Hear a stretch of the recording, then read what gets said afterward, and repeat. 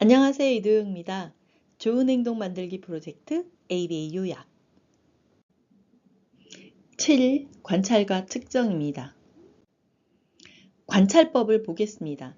직접 관찰, 간접 관찰, 비디오 녹화 관찰이 있습니다. 직접 관찰은 실제 환경에서 아동의 행동을 직접 보면서 그 상황과 맥락을 기록하는 거예요. 그러니까 그 상황과 맥락을 잘 알 수 있다는 것이 장점이 되겠죠. 단점은 관찰자 반응성이 있는데 아동이 자신이 관찰되고 있다는 것을 느끼면 행동이 달라질 수 있어요. 그렇지만 오랫동안 지속적이고 반복적으로 계속 관찰을 하면 곧 원래 자기가 하던 행동을 나타냅니다. 아주 오래는 아니에요. 그러니까 처음 데이터는 좀 버리고 그 다음 데이터를 활용하시면 됩니다. 간접 관찰은 부모나 교사, 보호자 등의 보고를 통한 행동 분석입니다. 그러니까 행동 분석가가 엄마나 아빠나 선생님한테 전해 들은 내용이에요. 장점은 시간과 장소를 구애받지 않고 다양한 관찰자의 의견을 수집 가능한 거죠. 단점은 회상과 재구성에 의한 것이에요. 그러니까 객관적이지 않을 수 있어요. 특정 행동에 꽂혀 있다. 그러면 그 행동이 생각보다 많이 일어나고 있다고 착각할 수 있어요. 실제로는 문제 행동이 많이 일어나고 있는데 우리 아이가 별 문제 없어 라고 내가 뭐 그 정도는 감안할 수 있어 라고 생각보다 좀 적게 그 회상하는 그런 경우도 있습니다. 비디오 녹화 관찰은 행동을 비디오로 기록하고 이후에 분석하는 거죠. 장점은 반복해서 볼 수 있어요. 그러니까 되게 정확하고 그냥 직접 관찰하는 중에 놓쳤던 부분을 재검토 가능한 장점이 있습니다. 단점은 실시간으로 즉시 피드백을 해야 되는 경우 있잖아요. 그런 경우에는 사용이 불가능하겠죠. 이 세 가지 관찰법은 어느 한 가지만 쓰는 것은 아니고 필요에 따라서 왔다 갔다 하면서 쓸 수 있습니다. 관찰을 했으면 기록을 해야 되겠죠. 가장 많이 쓰는 게 사실 ABC 관찰 기록이에요. A. 선행사건, B. 행동, C. 결과를 순서대로 적는 거죠. 그래서 A는 행동이 일어나기 직전의 상황을 적고 B는 목표 행동의 빈도, 강도, 지속시간 등을 적습니다. 결과적으로 어떤 일이 발생했는지 행동 발생 직후의 상황을 기록하는 거죠. 빈도 기록은 어떤 행동이 몇 번이나 발생했는지를 기록하는 거예요. 그래서 그걸 통해서 행동이 얼마나 자주 발생하는지는 곧 행동의 심각성하고 관련이 있겠죠. 혹은 변화 추이, 늘고 있는지 줄고 있는지를 파악할 수 있습니다. 지속 시간은 행동 시작부터 끝날 때까지 시간을 기록하는 거예요. 지속 시간이 중요한 행동에 주로 사용됩니다. 그러니까 예를 들면 얼마나 오랫동안 떼를 쓰는가는 하루에 한 번 떼를 쓰는데 한 번 시작하면 2시간씩 떼를 써. 이러면 시간이 굉장히 중요하겠죠. 경우에 따라서는 빈도와 지속 시간을 다 기록해야 되는 경우도 있어요. 예를 들면 자리 이탈 행동이다 라고 하면 1시간에 뭐 40분 수업하는데 3번을 자리 이탈해. 많죠. 네. 한 번 자리 이탈해. 좀 낮죠? 그런데 3번 자리 이탈하는 아이는 자리 이탈했다가 이리 와서 자리에 앉아. 그럼 금방 쪼르르 가서 다시 자리에 앉는 아이예요. 그래서 총 자리를 비우는 시간은 1, 2분 정도밖에 안 돼요. 그런데 1시간에 한 번 자리 이탈하는 친구는 한 번 자리 이탈하면 끝날 때까지 다신 자리 오지 않아요. 이러면 이게 더 심각할 수도 있겠죠. 그러니까 빈도와 지속 시간을 모두 기록하는 상황도 필요할 수 있습니다.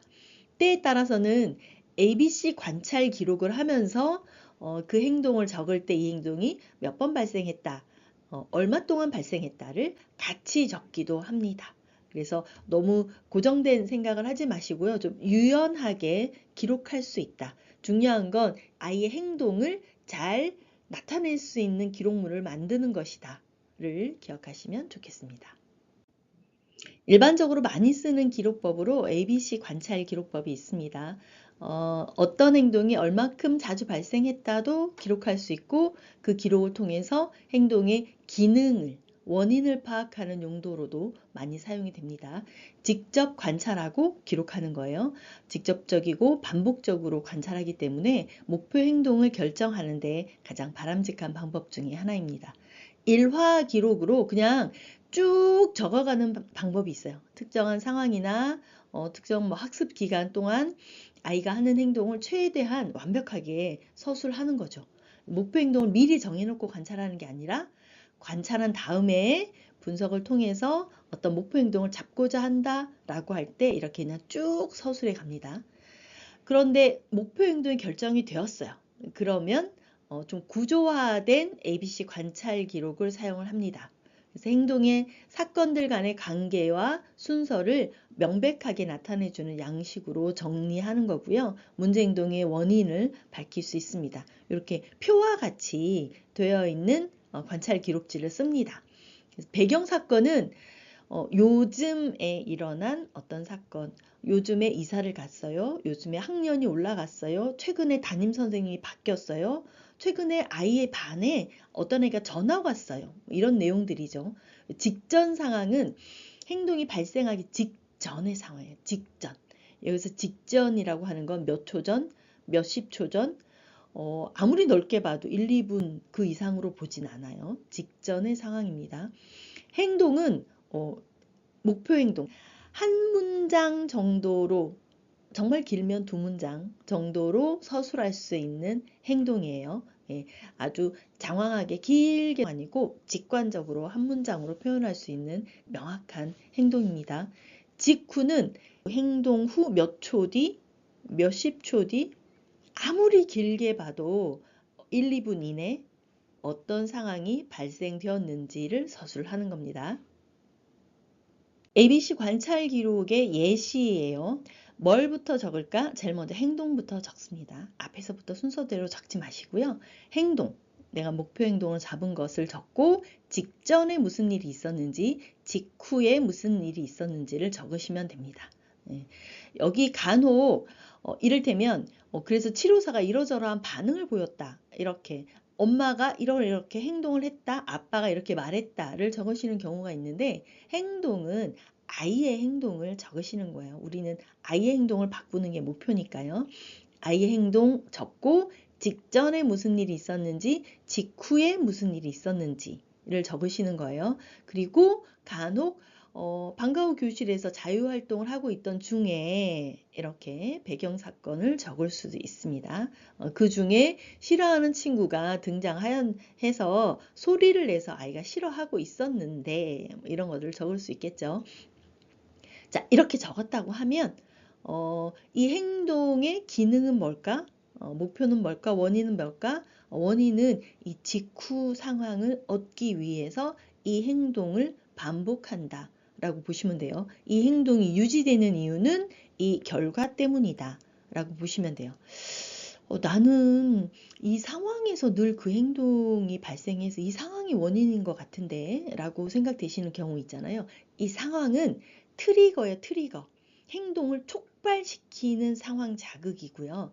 그리고 이 행동이 지속적이고 반복적으로 유지된다 라고 하면 그 행동의 기능은 C, 결과를 얻기 위해서다. 이렇게 보시면 됩니다. 이건 나중에 우리 행동 원인 분석할 때, 기능 분석할 때 좀 더 자세히 보도록 하죠.